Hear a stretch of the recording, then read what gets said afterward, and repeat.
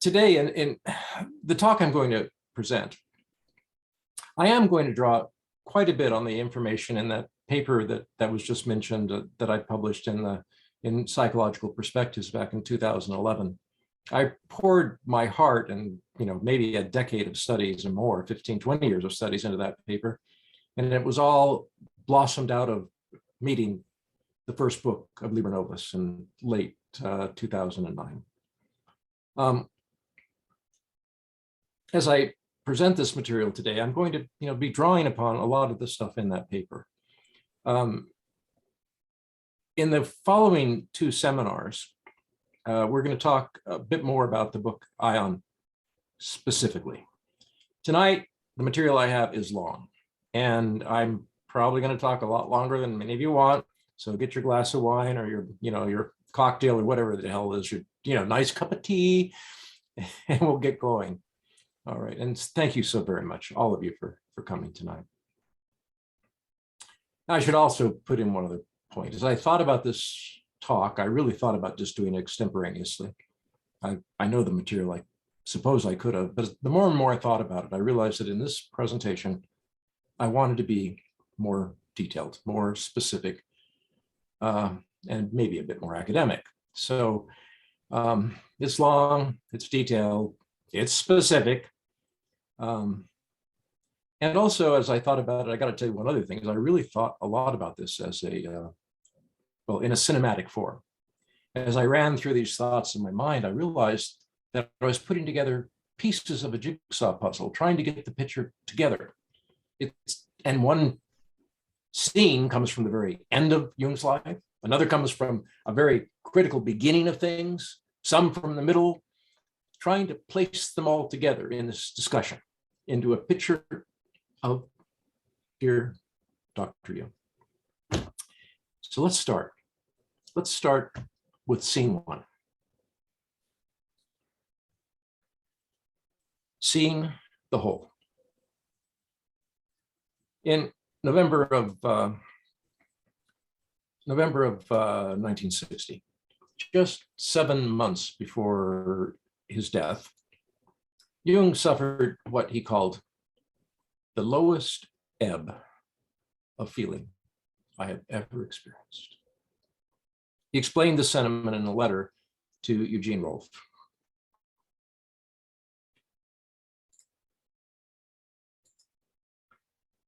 I had to understand that I was unable to make the people see what I am after. I am practically alone.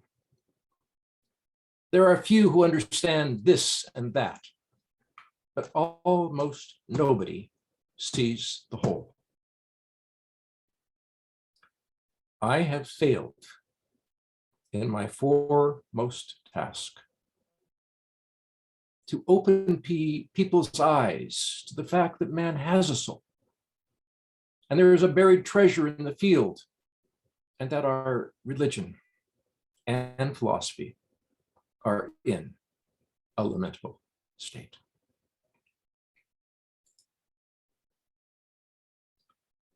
My foremost task: to open people's eyes to the fact that man has a soul, and there is a buried treasure in the field. I think that really is the keynote to what he attempted. And there, 7 months before his death, he thought he had failed. Looking back now over the last half century, it appears that Jung had reason to lament. He had not been wholly interested. The cause lay not just in the sprawling scope and the complex tenor of his writings. In retrospect, it is evident that Jung had not revealed the whole. During his life, Jung cautiously and consciously elected not to publicly share the experiential key to his vast opus. He knew it, too, would not, at least not then, be understood The missing key we now see was his long sequestered red book, Liber Novus, the work Jung called a new book, finally published in 2009. Now, gosh, almost 12 years ago. Begun when he was 38 years old and based on experiences carefully recorded in his journals from between 1913 and 1916, Liber Novus contained Jung's account of a life-altering journey into the depths of vision. At the commencement of his journal, he called his venture during this period, this venture into imagination, my most difficult experiment. With publication now in 2021 of his Black Book journals, which extended not only up to 1916, the end of the Red Book, but on through 1932, we now have an augmented and an extraordinary account of the foundation of Jung's work and the Rosetta Stone to his subsequent hermeneutics of mythopoetic and creative imagination. Scene 2, 1915, beginning Liber Novus.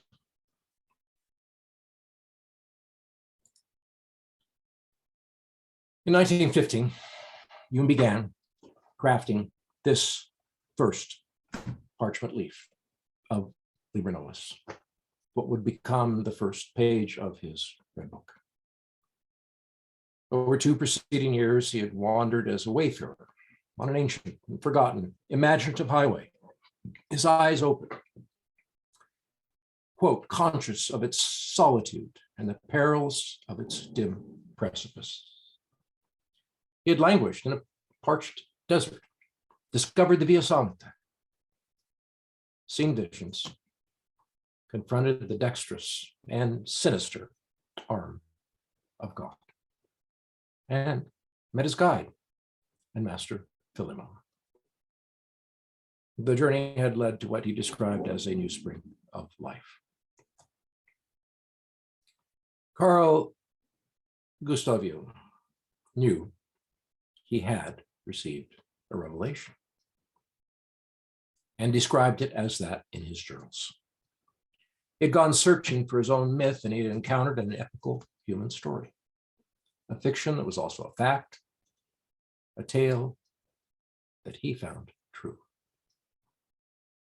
And so he began in late 1914 and early 1915 by compiling a 1,200-page draft manuscript dealing the initial flood of visions recorded in his Black Book journals, beginning between about November 1913 and April 1914.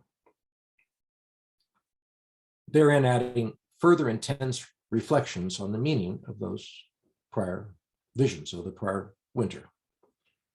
With this draft at hand, he turned to creating a more perdurable testament to the tale. This formal record, in his initial conception, would be an illuminated book. Into it, he would transcribe his account, interweaving images and historiated text, all worked upon folio sheets of parchment in a seemingly medieval style. And on the beginning page, this first preface page I show you here, Jung offered an imaginal reflection upon the whole.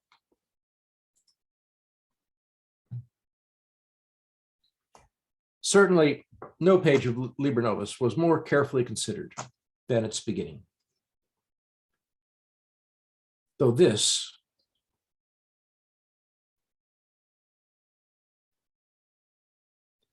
is the first leaf artistically rendered, apparently in very early 1915 by Jung, it is in composition, however, really a conclusion, a summary statement about all that follows in his book. A about all that had happened to him in the prior year. As Jung explained in the text on the verso of this sheet, the back of this sheet, quote, "I speak in images. With nothing else can I express the words from the depths," unquote. But the words carefully chosen for the beginning on this sheet are not his own, nor actually are they found in his 1,200-page handwritten draft or the typescript of that draft.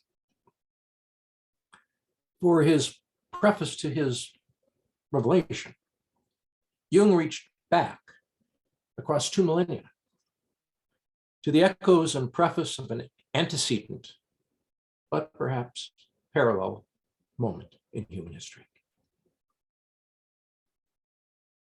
Scribed in Latin, he offered prophetic writ from the threshold of the Christian Aion, 4 auguries of a new age from the prophet Isaiah.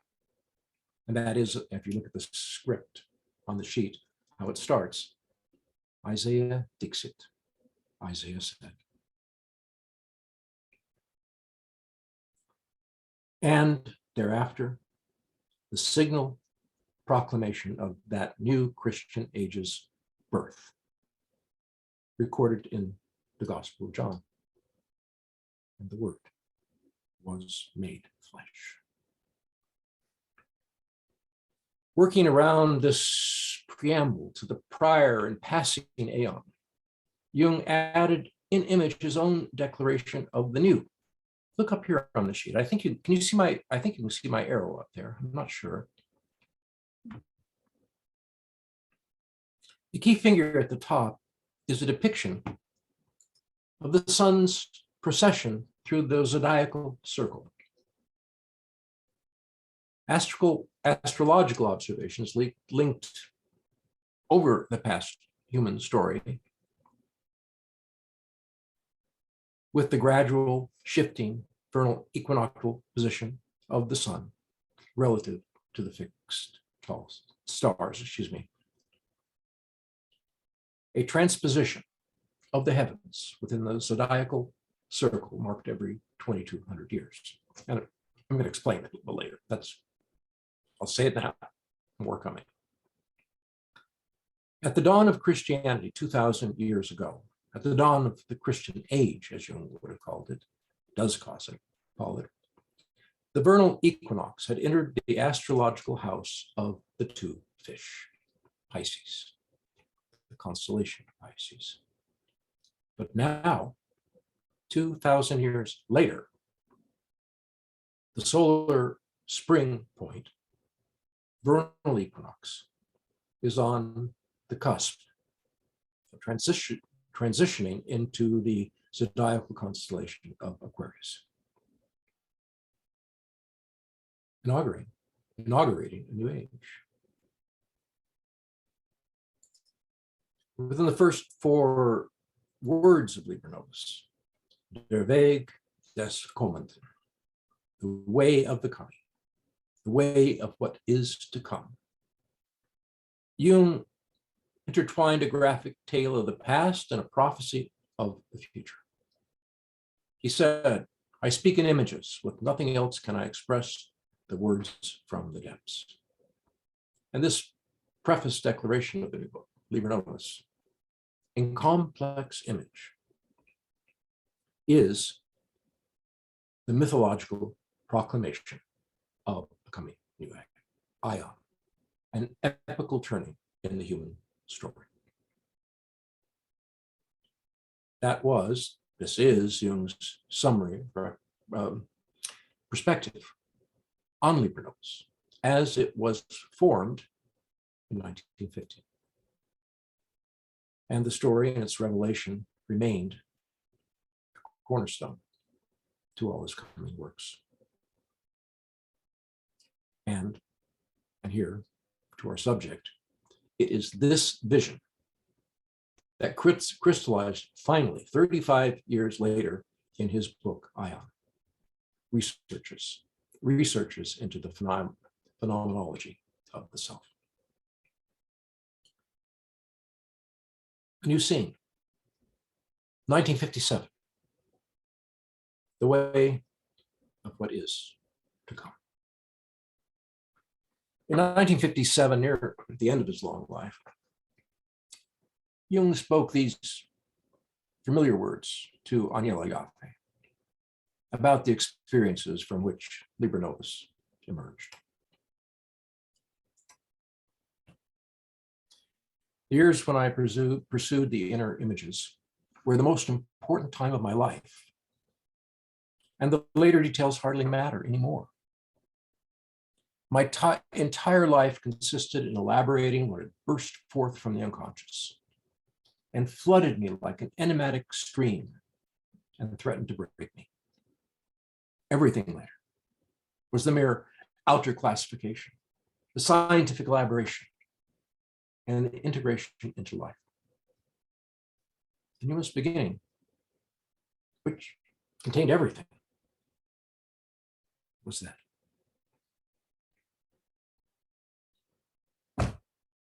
Look, we're 60 years now after Jung's death, 61 years.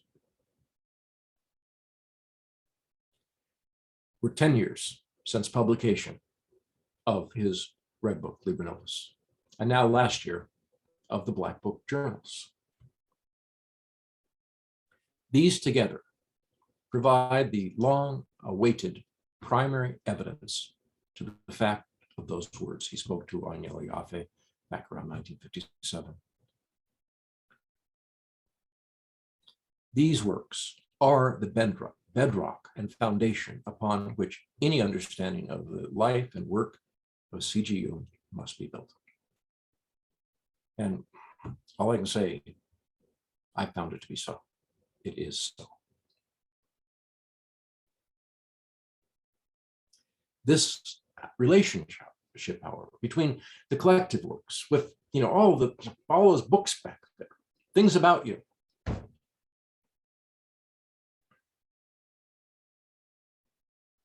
this relationship between the primal texts, Liber Novus, the journals, will only fully be understood after a complete reconsideration of Jung's work, a reconsideration made in light of the numinous beginning, which there contained everything. And I strongly feel this reorientation will require the effort of more than a single generation. We're just starting.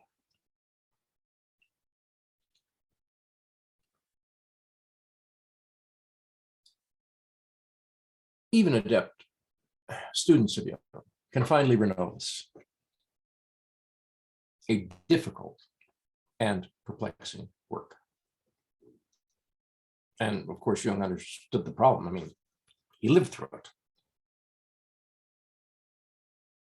Liber Novus is Jung's record of a journey into mytho-poetic imagination. And it was a difficult passage. What confounds the reader now is the same issue that confronted Jung then.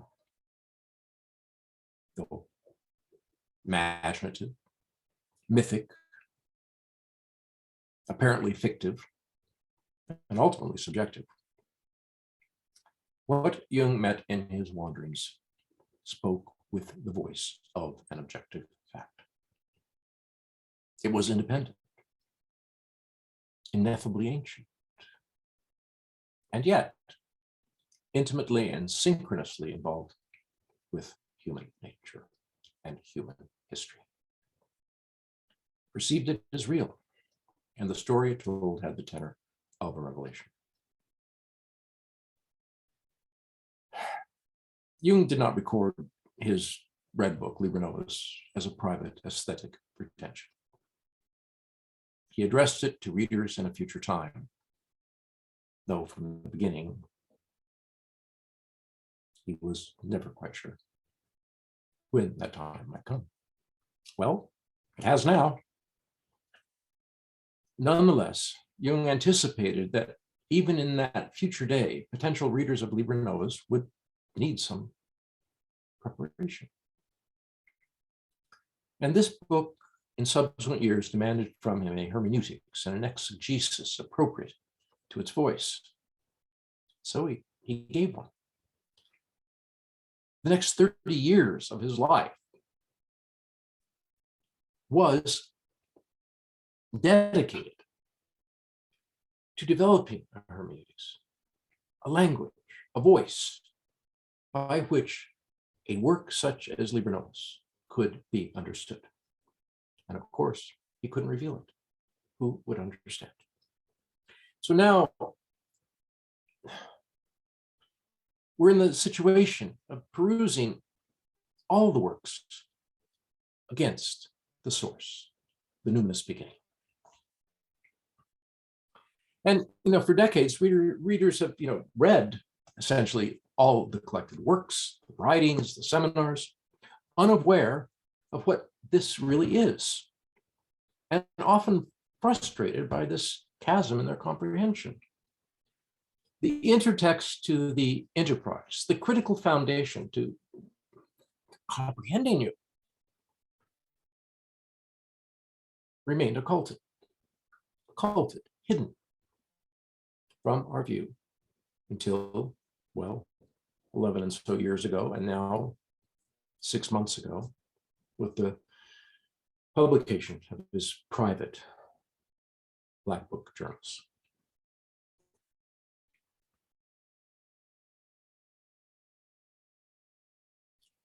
An examination of the first page of Liber Novus, the Red Book, reveals the path we must explore. Of course, the intention of this initial parchment folio might seem a matter open to very diffuse conjecture, and I've heard such conjectures. And it would be if Jung had not given its image a book-long commentary late in life with the publication of Aion, researches into the phenomenology of the cell, which is, of course, where we're heading tonight. That first stunning manuscript page of Liber Novus, penned by Jung in 1915, formed in response to the spirit of the depths and the complexly crafted commentary on that material in Aion, composed 35 years later, are fundamentally wed. And I really wish to try to get that across to you in these seminars. All each might be studied as an independent text. One can only comprehend Jung and his struggle with Liber Novus, with his visions, his mythopoetic journey,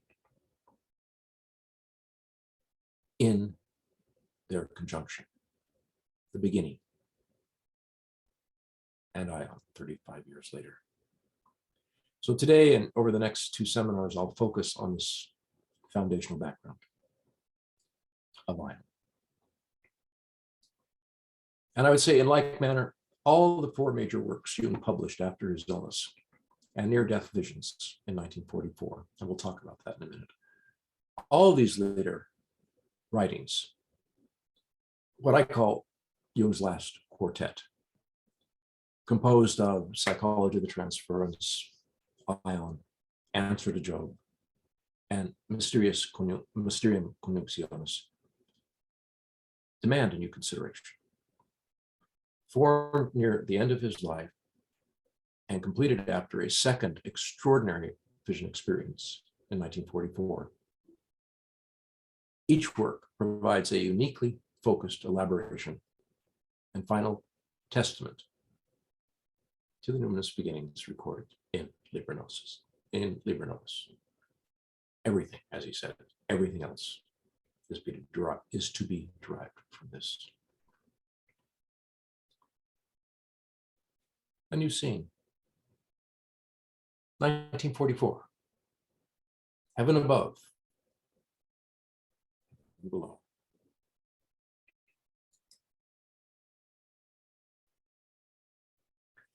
In February 1944, February of 1944, when Jung was 69 years old and still actually quite vigorous. He went for a walk in the neighborhood around his house in Kusna, slipped on the ice, and broke his ankle. He walked over to a nearby neighbor house and knocked on the door. A taxi was taken to take him home and then to the hospital. And he broke his ankle. This modest injury was immobilized with a cast, as was normal. And that cast and the elevation, and probably Jung sitting in his study smoking his pipe for days on end, led to development 12 days later of a life-threatening pulmonary embolism. The blood clot formed in his leg, broke loose, and went to his lungs. And back in that day, 1944, there really was no treatment for this, no therapeutic approach, really. For 3 weeks, Jung thereafter hung between life and death. And in that twilight, he was immersed in a prolonged series of visions. They seemed the end of his journey, the conclusion to the story he had lived. He said, "It is impossible to convey the beauty and the intensity of emotion during those visions. They were the most tremendous things I have ever experienced."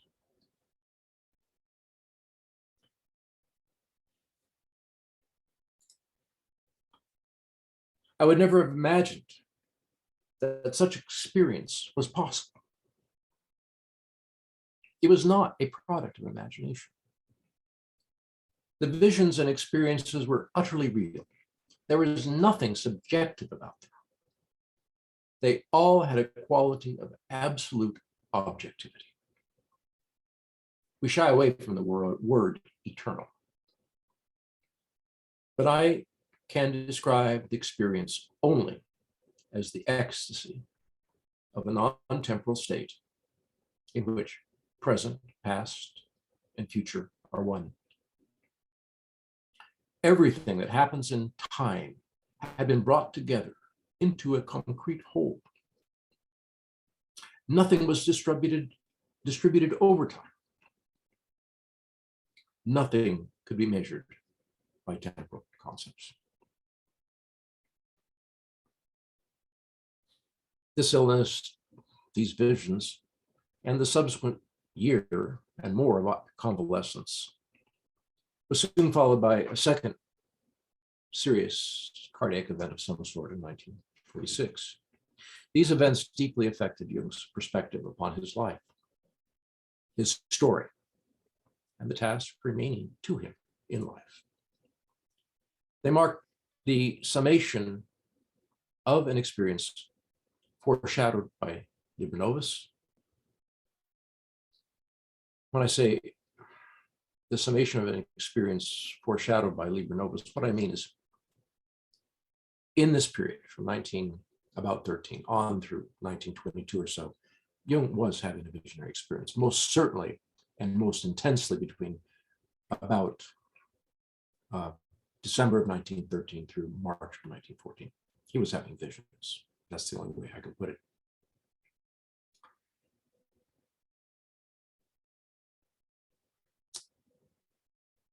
These second visions, this second set of visions in 1944 was completely unexpected. And he thought they were a summation, a bookend, what had happened to him 30 years earlier. And these two events together gave origin to the book he then wrote, starting in 1946 and 47. That book is, of course, Aion.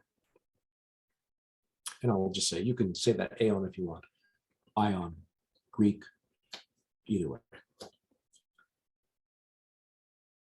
After his second cardiac event in November of 1946, he wrote a letter to a Dominican priest by the name of Father Victor White.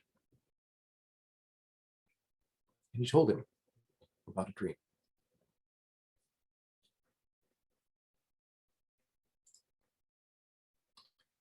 Yesterday, I had a marvelous dream.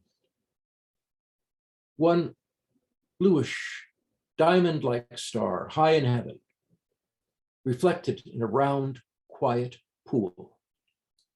Heaven above, heaven below. The imago Dei in the darkness of the earth. This is myself, the divine image in the darkness of the earth. This is myself.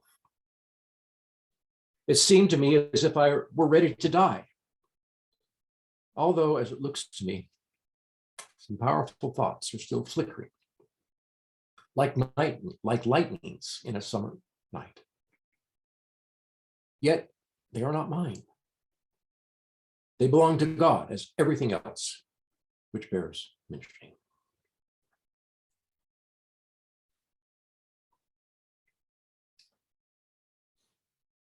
As at the beginning of the illness, when he broke his ankle, and then the subsequent event of the embolism and the severe near-death experience.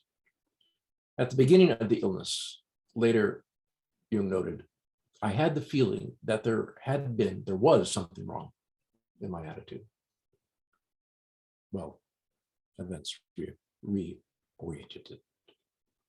Now, Barbara Hanna was an astute observer of Jung. She was close to Jung during this period. And I'll just throw in an aside. I mean, of all the biographies of Jung, I think Barbara Hanna's is perhaps the best. I mean, there may be some gossip in it, but at least she was first person to the gossip. She knew the people involved, unlike many of the other biographies that have been published in recent years. Barbara Hanna, close to Jung during this period, characterized the illness and visions that he had had in 1944 as being something like a second rite of initiation. The first great initiation had been his visionary passage 30 years earlier, recorded in Liber Novus and subsequently, or actually primarily in his Black Book journals. Hanna used the image of a shamanistic medicine man, and she explained, although as a rule, there is only one initiation, yet sometimes in an emergency, for example, when a great disaster threatens the tribe, the medicine man goes through a second. You know, Barbara Hanna's comment, I think, exposes a great deal about both Jung's experience and also how his disciples, those around him, during these years, historically witnessed the story he was telling with his life. She described the visions as the greatest milestone in Jung's attainment of wholeness. Beginning at age 38 in 1913, Jung consciously engaged an inner mythic reality. The activity continued for several years, as now documented in his Black Book journals. And this was, to use Hanna's expression, his first initiation. And for 30 years, he had followed the implications of the experience. And at the very beginning of his journey back then, in 1913, Jung most closely associated his experience with Gnosticism, an experiential and visionary tradition in early Christianity. But he had also sensed relationship of his experience with Egyptian Hermetism and the late classical mystery traditions of Mithraism, Orphism, Philemon,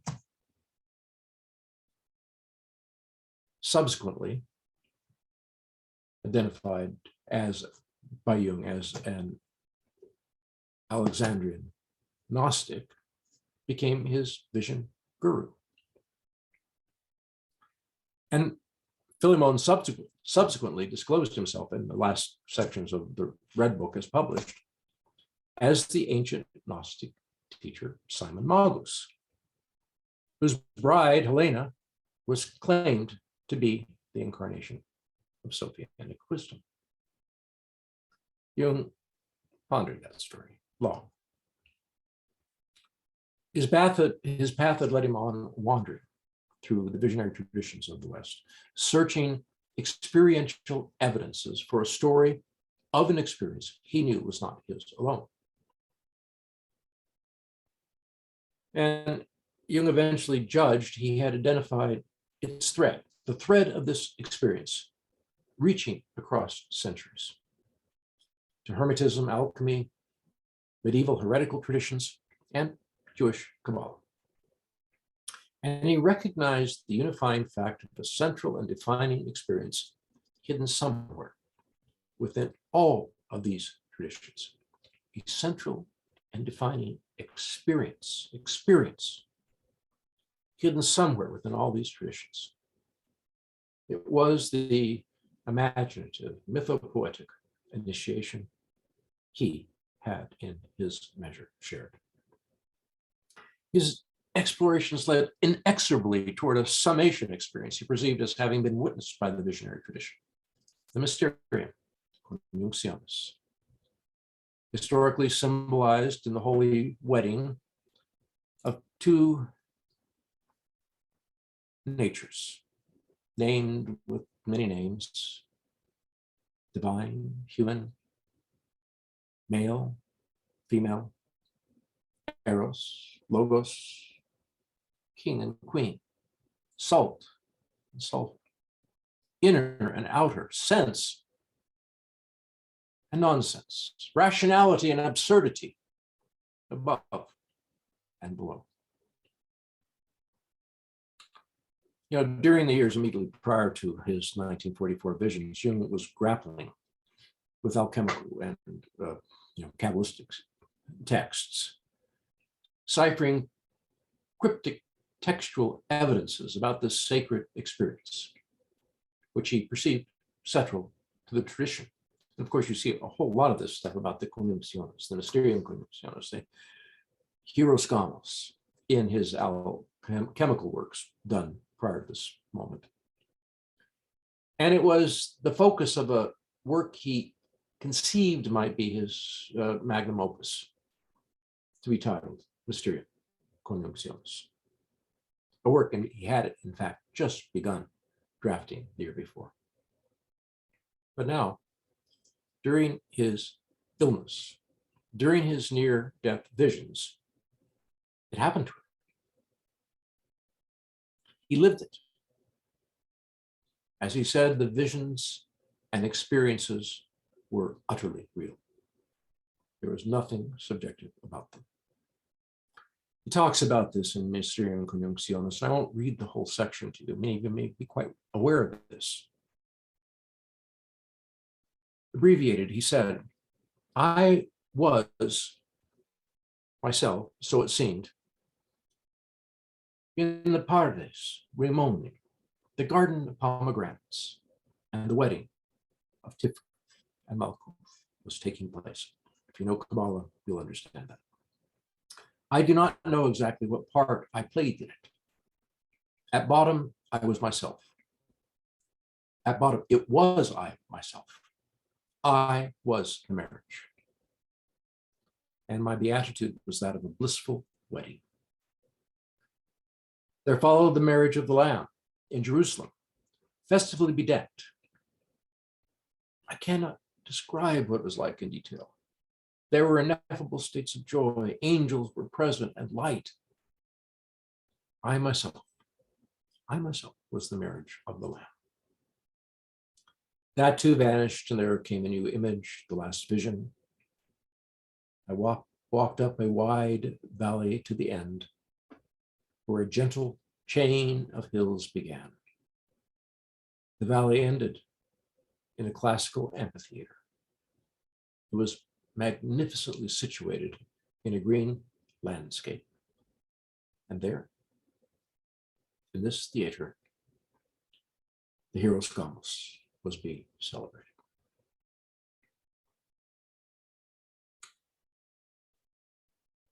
The journey had begun in Liber Novus with Jung's petition to his soul, who he found only again through the soul of the woman, as he wrote in his Black Book Journal. This soul had subsequently offered herself in the form of Solomon as a bride. He had followed the trail of that elusive mystical wedding across ages. He had written about it. Now his story had reached its experiential conclusion. Jung had entered the bridal chamber. He had met the bride, and he proclaimed, "I was the wedding."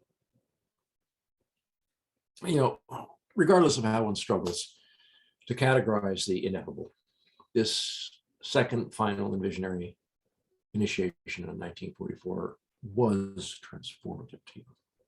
It refocused Jung on the core experience of his life, Liber Novus, and how important it is to affirm one's own destiny, as he said.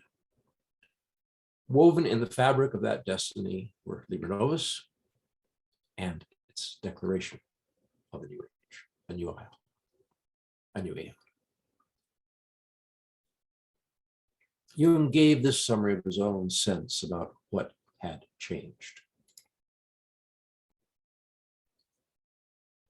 A good many of my principal works were written only then. The insight I had of the vision of the end of all things gave me the courage to undertake new formulations. I no longer attempted to put across my own opinion, but surrendered myself to the current of my thoughts. Thus, one problem after another revealed itself to me and took shape.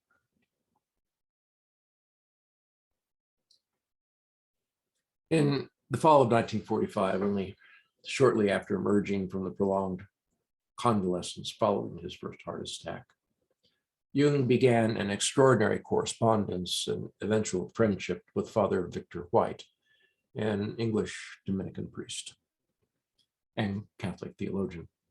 And I'll talk some more about this stuff tomorrow. And, White was, stationed at Oxford in English at the priory, the Dominican priory of Blackfriars.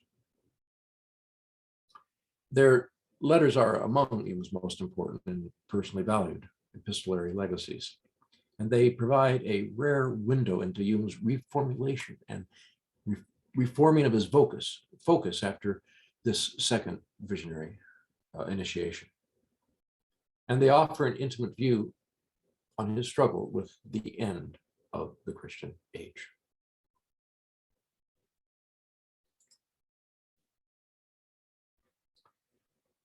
The beginning of Aion. The first new work that crystallized during this period after his near-death visions was Aion. And in a historically crucial letter to Victor White, written in December of 1947, Jung recounts how he was forced to begin writing this book, Aion.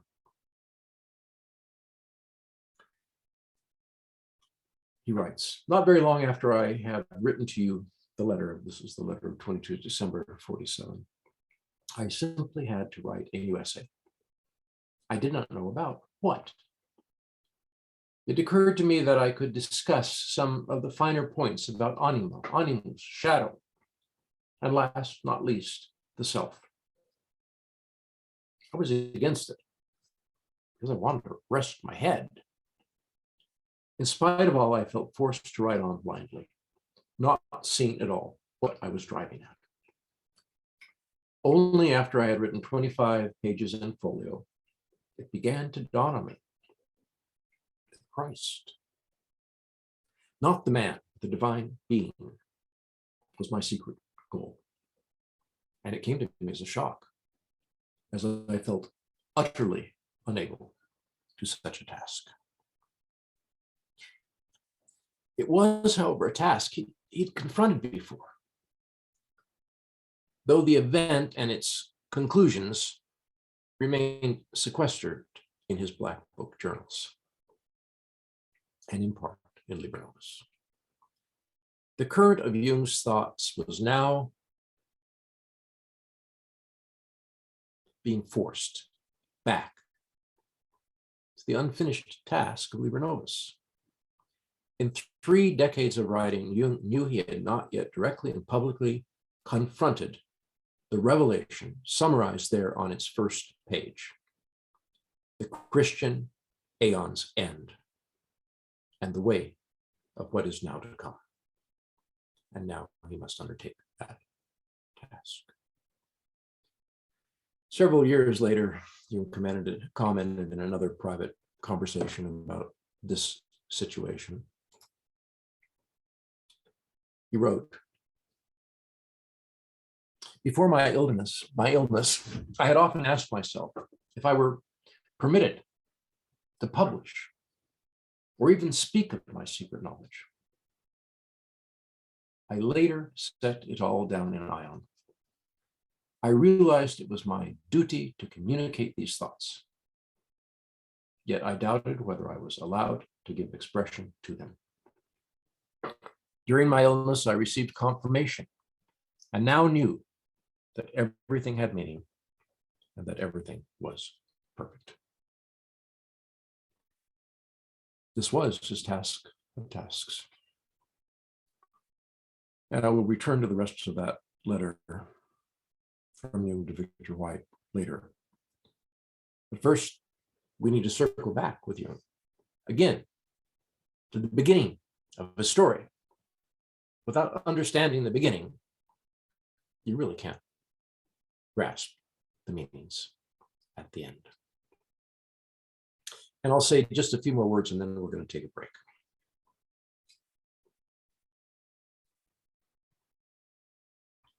Or perhaps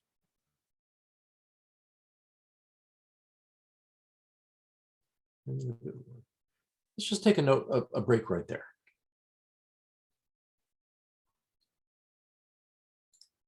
Before we talk about the task of tasks. So look, I'll entertain any questions about this first section.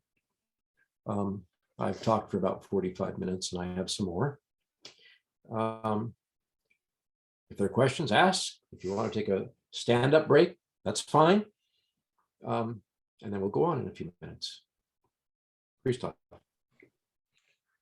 Yeah, if you would like to ask a question, please raise your hand and I'm going to take a few questions. I don't know how many questions you want to take, Lance. Well, we have a few, we'll have more time at the end, I hope. Yeah. The more time we spend now, the less time we have then. Okay. So, okay. You're all too shy. All right. You want to hear about the task of tasks. Shall I just go ahead? I'll just go ahead here. Well, I see that. Wait. Oh, there's a hand. Yeah, I see that. Wait. Well, the hand of that person is actually this individual is actually in the audience here. Oh. So I don't know. Talk. In your talk, you used the word revelation. Can you hear me? Yeah, I can hear you here, but can you hear her there? Yes. Okay. It's a big word. Did Jung really feel that revelation is what happened to him during the Red Book years? Okay. Hard question. Look, if you're a Jungian analyst in a training program, and I think some of you are in training programs, and a lot of you are analysts, it's hard to embrace the founder of your realm of psychology as a prophet, seer, and revelator. And there's always been a great deal of difficulty with this word. I mean, look, Edward Edinger of the Jung Institute there in Los Angeles. Edinger died, I think, in 1997. He was a brilliant man. Jung really was, for Edinger, a prophet. And this, was hard for some people to take. But you just have to stand back and look at the primary records. In Jung's Black Book journals, he did speak about his revelation. His soul spoke to him, and even up until 1922, saying to him, "You must speak. You have the revelation." It is quite apparent that Jung, in interior fact, thought of this as his revelation, but he wasn't going to say that, proclaim himself the prophet, nor proclaim his revelation. That's why it stayed hidden. The book, the red book, the journals stayed hidden. And that was the part of his opus that, was really needed. Was the part that made the puzzle pieces come together. Now, actually, there's a very funny episode in Jung's Zarathustra seminar lectures. He gave a prolonged series of seminars on Zarathustra. And I think it's around 1932 or 33. They're doing a question and answer period. And the people there included Tony Wolff, of course, and Emma, his wife, and other people that he knew very well, like Carrie Baines. And Emma Jung asked Jung. Jung had been talking about intuition and Zurich. Intuition in Nietzsche, in Zarathustra. And so Emma Jung stood up or raised her hand and said, "So, Dr. Jung, what's the difference between an revelation and an intuition?" That was a pretty funny question, because Emma, as well as Tony, and as well as Carrie Baines, who was there, all knew that Jung had thought of this as a revelation. And Jung's answer was really pretty diffuse. But Emma really nailed him on that one that day. No, he did not proclaim publicly it as a revelation. But if you look at the primary texts, it is quite clear. He did feel that he had received a secret knowledge, as I quoted in earlier passages from Jung. It was a revelatory fact, and we'll talk about that over the next couple of days. Jung's story of the Third Age. The myth that distilled in Jung appears, at least on first reading of the new book, Liber Novus, somewhat chaotic. But it has a coherent and unifying motif, which can be condensed something like this. And before I go further, is my audio okay, Christoph? Yeah, okay. The third age of human history, the Christian age, played out vastly over the last 2 millennia, is drawing to a close. We are now standing at the threshold of a new Aion, an epical turning of perspective, an epical change, perhaps, in human consciousness. This enantiodromia,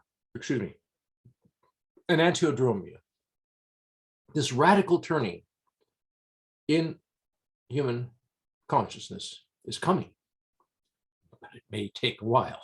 It's coming slowly, maybe too slowly, but it's coming.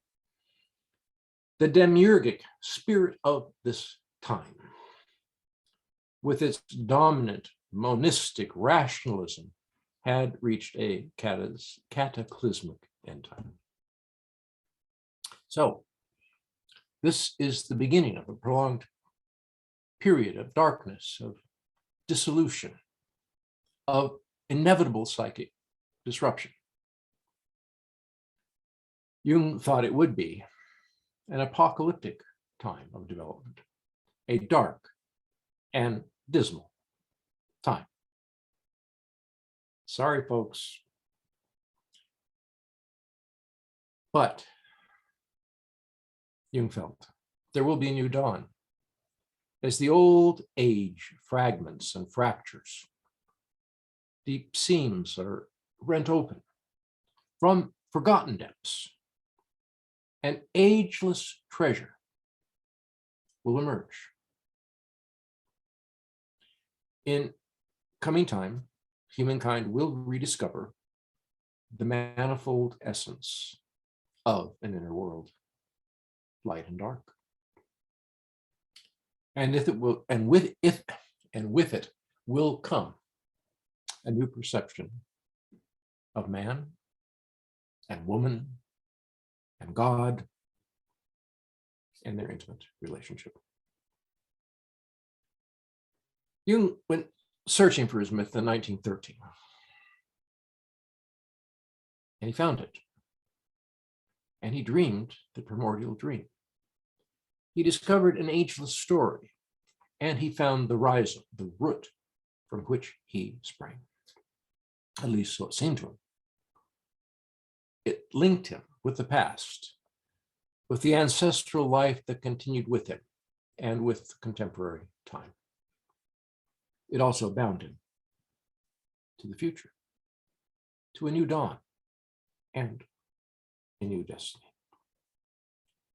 As he told Aniele Jaffe around 1957,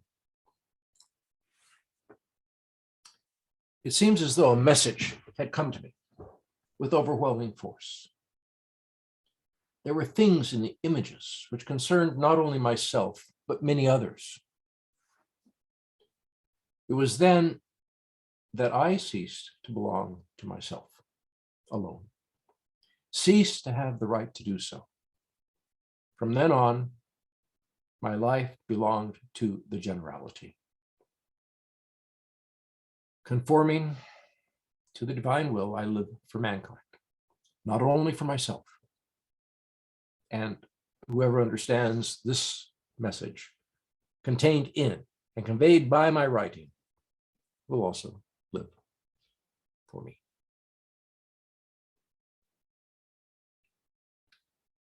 That second part was part from a letter he actually wrote to Victor White in 1947.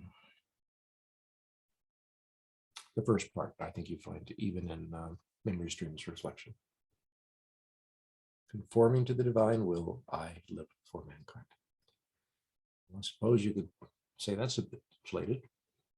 Or maybe it's just who he was.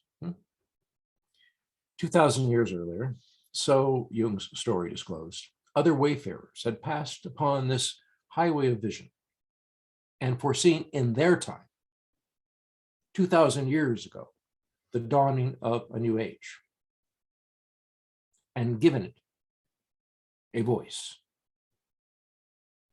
Their testimony endured. Now, in turn, Jung met his destiny, and his time, and gave his voice to what he had seen, as he explained in a letter from 1929. When the confusion is at its height, a new revelation comes. That is, at the beginning of the fourth month of history. And there's that word, revelation, again. Jung wrote that in 1929 to a correspondent. A new revelation comes. Was his part of that new revelation? He seemed to think so. He seemed to think so, although we had no idea if he'd ever be understood. And you have to really remember, Jung thought he would be a posthumous author, a person only understood decades or maybe even centuries after his death. He didn't feel that he was understood in his own time, as I mentioned in that first intro piece. No one understands what I'm looking for, what I've said.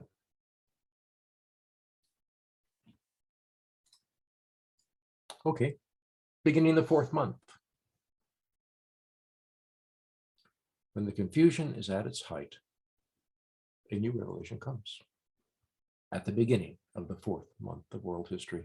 And when he uses that word month, what he's talking about is a 2,000 years Aeonial period, an astrological age, this third astrological age of the Christian age is ending, he thought.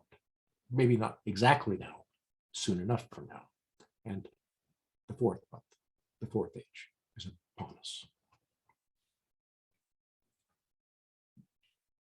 You know, Jung had taken an active interest in the psychological significance of astrological symbols several years before the initial eruption of the visions that assailed him in 1913, and which subsequently produced his book, Liber Novus. And if any of you are interested in this early interest of Jung in astrology, Liz Green has written a couple of good books. The first one about this stuff, better. The second one where she talks more about the Red Book, I didn't agree, but she really did talk about Jung's early study of astrology and did so very well. In 1911, while immersed in his studies of mythology and its symbolism, he wrote a letter to Freud. My evenings are taken up very largely with astrology. I make horoscopic calculations in order to find a clue to the core of psychological truth, he wrote. A good deal of my knowledge, I dare say that we shall one day discover in astrology a good deal of knowledge that has been intuitively projected into the heavens. And in another letter, 2 months later, in 1911, he shares intuitions about omens indicating a great change. I have the feeling that this is a time of marvels. And if the auguries do not deceive us, it may very well be that we are on the threshold of something really sensational, which I scarcely know how to describe, except with the Gnostic concept of Sophia, an Alexandrian term particularly suited to the reincarnation of ancient wisdom in psychoanalysis, unquote.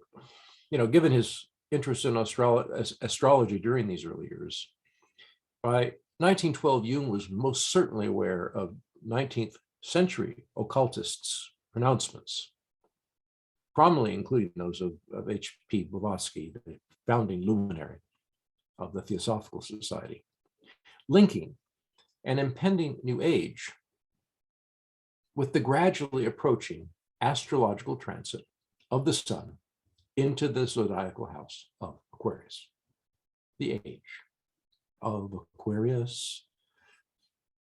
In 1887,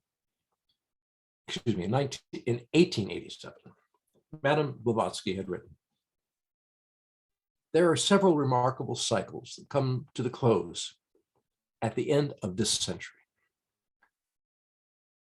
One example occurred in 2410 BC, and again at 255 BC, or when the equinox entered into the sign of the Ram, that was back in 2410 BC, and again into that of Pisces, which she put at 255 BC. It may have been a little bit later.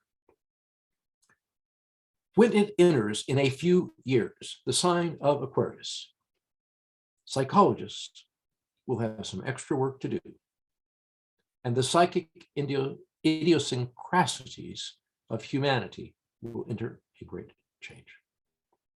That was prophetic. Psychologists will have some work to do, and psychic idiosyncrasies of humanity will enter on a great change. So this, supposed portentous symbolic event, along with Jung's own initiation of new history, pressing in at the door as a Gnostic Sophianic reincarnation of ancient wisdom, and the significance of a redeeming principle in orientation towards the future, were all working on Jung's imagination as he approached the threshold of his confrontation with the unconscious, a passage that began in full force on 11th November 1913 with those words, my soul, where are you? So I knew it. A new age in the stars? What? Aion? The image of a new age augured in the stars requires further explanation. I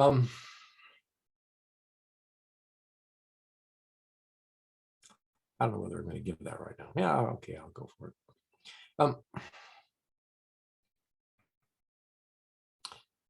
And Jung only briefly describes this astronomical background in his book Aion. I mean, the word Aion itself, I should add, is not really used in the entire book, Aion. It appears once in the introduction that Jung wrote, and not again in the text. But in simple definition, an Aion denoted a vast period of time, an age of the world, maybe even a recurring cycle of time. The Latin word Aion, it derives from the Greek word aion, an ancient term which has broad temporal implications, ranging from the span of a human life to the moving image of eternity. Tacitly linked to the purely temporal definitions, however, there's also a mythological implication. An Aion was the personification of an age. In Platonic philosophy, and subsequently in Gnostic mythology, the word signified a power existing from eternity, an emanation or phase of the supreme deity, taking part in the creation and order of the cosmos, the universe, human life. The historical shifting of time marked in heaven and the mythological movement of the story here on Earth became intertwined in human imagination. To tease them apart, let me explain the observed astronomical and temporal fact linked to the concept of an aion. The axis upon which the Earth turns day and night, the imaginary central skewer running through the north to south poles, is tilted a bit to one side. And the absolute direction of this tilt relative to the circle of fixed distant stars is not fixed. Instead, the Earth's polar axis very slowly rotates, changing over large periods of time the celestial direction in which it points. And as it turns, the starry background of the sky, as seen at different seasons, shifts slightly. Think of a toy top spinning on a desk, and you'll see that as it spins, its axis will shift in a circle. And that's pretty much what the axis of the Earth does. It takes about 2,600 to 2,650 or something like that. I said that wrong, not 2,000, 26,000 or 26,500 years for this axis of the Earth to spin one complete circle. About every 2,000 or 2,300 years or thereabouts, it shifts such that the position of the stars in the heavens at the moment of the spring equinox, which is now 10 days away, the position of the sun in the zodiacal circle changes one astrological house, about 30 degrees or thereabouts. Look, throughout ancient history, men and women had looked up at the heavens and observed sun, moon, and planets apparently circling the Earth. This regular path, called the ecliptic, traveled by these wandering lights, falls upon a broad background belt of 12 imaginarily demarcated and named constellations, each filling about 1/12 of the sky circle. So these are the constellations or houses of the zodiac, Aquarius, Pisces, Aries, Taurus. From the beginning of recorded history, this zodiacal ring, with its imagined 12 divisions, was looked upon as fixed and immutable, an unchanging imperium upon which the solar, lunar, and planetary transits, and perhaps the fates of men and women, were all marked. But around 140 BC, a Greek astronomer by the name of Hipparchus discovered that even the immutable Empyrean realm was in motion. The fixed stars were not fixed. Based on careful comparison with his own celestial observations and the notations of stargazers in earlier centuries, he determined that the constellations were slowly shifting position. The circle of the zodiac was gradually rotating backwards relative to the sun's orbit. So, Hipparchus could say that at this moment in his life, around 140 BC, at the equinox, the vernal equinox, the sun was in the house, or entering into, from the house of Taurus into the house of Pisces. And he could also predict, and did predict, that in about another 2,000 years, at the vernal equinox, the sun would be in the house of Aquarius, our time now. So look, it was a revolutionary discovery. The fixed background of time became mutable. The mythic and symbolic imagination of the late classical period around the time of the birth of this Christian age did not, however, immediately assimilate this new astrological observation.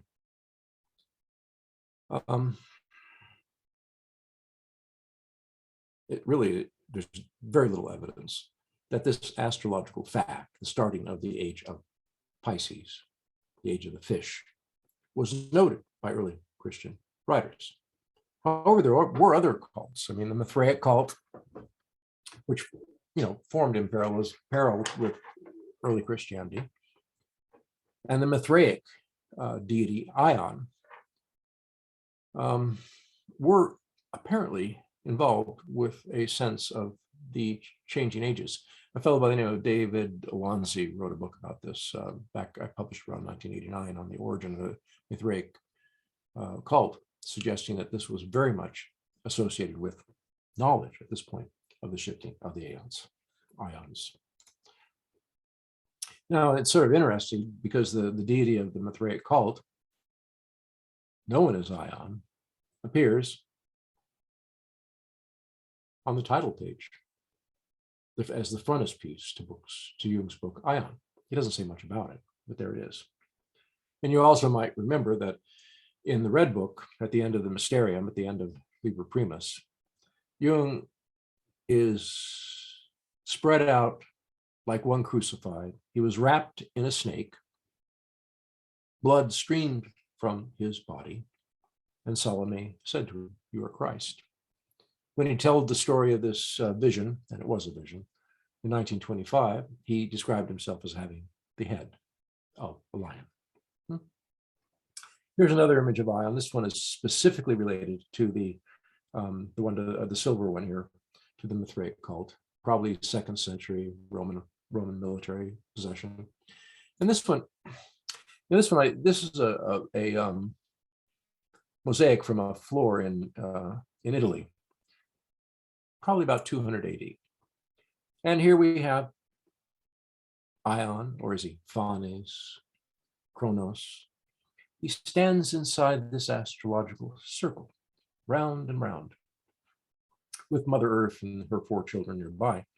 But the interesting thing about this mosaic, if you look at his right arm, you'll see that his hand reaches out and grasps Pisces, the new Aion. I don't know if anyone's ever noted this before, or noticed this particular piece, but this is one evidence, I think, that at least in some circles, this thing that Hipparchus had really talked about, 100 and more years ago in astrology had taken place, that we were at the beginning of a new age. So it seems and Jung makes this point in Aion, that the recognition of a new age, which was so integral to Christianity, was only much later associated with the astrological fact of the precession of the equinox and the new ruling constellation of the fish. But, and this is Jung's point in Aion, which we're going to talk about later tomorrow, the image of the fish nonetheless symbolically constellated in early Christianity's imagination and story. And it eventually became fully associated with Christianity's, sense of itself, of the Christian age. And this was a synchronicity, as Jung talks a great deal about later in Aion. By the late 19th century, the realization of a coming new astrological age had developed a symbolic story placed in human history. Pisces marked the passing age, the end of the Christian age. As the sun transited into Aquarius over the next perhaps century or more, a new age of history approached. What that means is usually obscured in its specifics, but the story has carried into popular culture of the late 20th and early 21st century, including the song, "This is the Dawning of the Age of Aquarius," which I would sing for you, but I don't sing, so. So look, in his late life reflections, Jung explained that the association of these events, the perceived completion of a vast age in human history, and the astrological transit of the sun through the zodiacal ring was entirely a causal and synchronous. The coming of a new age would be not caused by either a geophysical fact or a determinative occult astrological force. The events simply walked hand in hand, a sign to seers, imagining meaning in the human story we call history.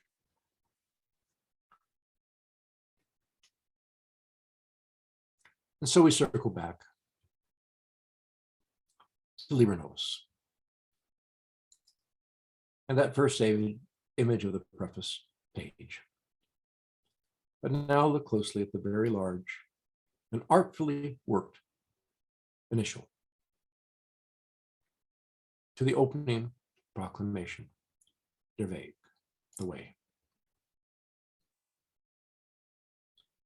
They are intensely considered words from the depths, as Jung interpreted them in 1915. That central sketch suggests a spring day, about the time of the vernal equinox. And there in the heavens above, you see the astrological signs. Taurus, Aries, Pisces. Here's the sun. It's about to change from the house of Pisces to Aquarius, about there. And there, stretching out in a large ray of gold, the words, the way of what is to come. You'll notice that there's a golden line running through this heaven, through the astrological houses, each of more than 2,000 years. And now here we are at the doorway of the age of Aquarius. Not there yet. You'll notice the line of gold is in the past. This ray reaches out to a future.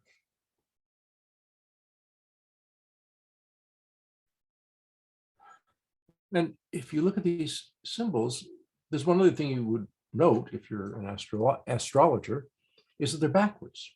If you look at your horoscope in the paper, you'll see that first comes Aquarius, then Pisces, then Taurus, then Aries, then Taurus, Gemini. He's got them backwards. Why did he show them backwards in the heavens? To indicate that these are shown in the precession of the equinoxes of past ages.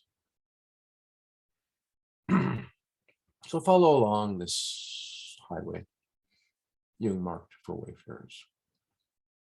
By 1915, Jung had distilled from his visions and marked in his record this keynote of his story. The 2 millennium long Aion of Pisces, the Christian age of the West, was ending, and a new age was about to begin.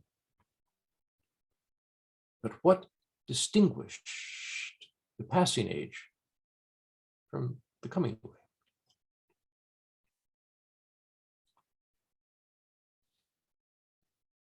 A primal characteristic marking an Aion was the God image that dominated its story. And of course, this reflects the implications of the original Greek term, Aion. Throughout the visions recorded in Liber Novus, by directly engaging the mythopoetic imagination, Jung found himself wrestling with God. His empirical man had entered a greater dimension, a divine realm, the realm of the greater self. In the union of inner and outer, above and below, he witnessed an epical transformation occurring in the Imago Dei, the image of God. Of that, he gives testimony in September 1915 as transcribed in Liber Novus. Through uniting with the self, we reach the God. I have experienced it. It has happened thus in me, and it certainly happened in a way that I neither expected nor wished for. The experience of the God in this form was unexpected and unwanted. I wish I could say it was a deception.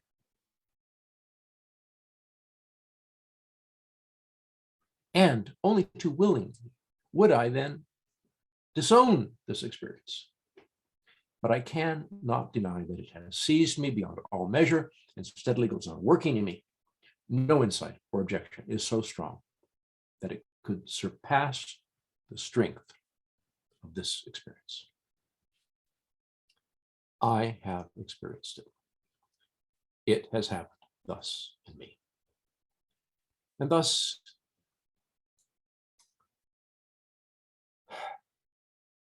he had been given a task. He had been given a secret knowledge. As he wrote in Liber Novus. When something long since passed away comes back again in a changed world, it is new. To give birth to the ancient in a new time is creation. This is the creation of the new, and that redeems me. Salvation is the resolution of the task. The task is to give birth to the old in a new time. Human consciousness. In the vision of this one wayfarer was reaching, perhaps had reached, or perhaps is about to reach a new perspective. Many years later, with great affect, Jung told Job's tale, how by seeing the backside of God, a solitary man had forced God to reincarnate with a new level of consciousness. Perhaps we are about to do the same again in a different way, to bring about a new age of consciousness, to understand anew in a new way what this word God might mean. You know, this Aeonial month was, of course, the Christian age for people of the West, and two fish had circled in a sea of opposition. Now the development of the Christian God image had, so thought Dr. Jung, entirely passed its zenith.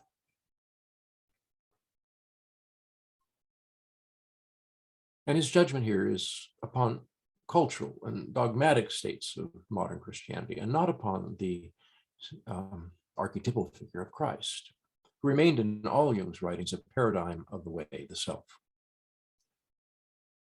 Jung addressed the task of giving birth to the ancient in a new time, and he said, salvation is the resolution of the task. Renewing the old creates the new. Jung apprehended that this is also involved in a revalorization of forgotten values, mythopoetic imagination, affirmed at the beginning of the Christian age, particularly by Gnosticism, an experiential and mythopoetic tradition that Jung had great sympathy for. As he wrote in Liber Novus, what has been will be again, for these are all, for all things which are the important properties of the human nature. It belongs to the essence of forward movement, that what was returns. Only the ignorant can mark with this. Yet the meaning does not lie in the eternal recurrence of the same, but in the manner of its recurring creation at any time.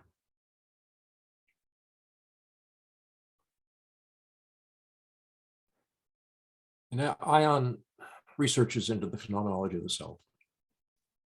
Jung will tell us his story of the evolution of human consciousness during the passing Christian age, and therein points at the way of what is to come. He confronts the image of Christ as a symbol of the self. He speaks about the dark and light, the dexterous and sinister arm of God, the reality of evil as he had met it, and his confrontation with Christian dogma, which seems unaware, unwilling to accept the absolute fact of evil.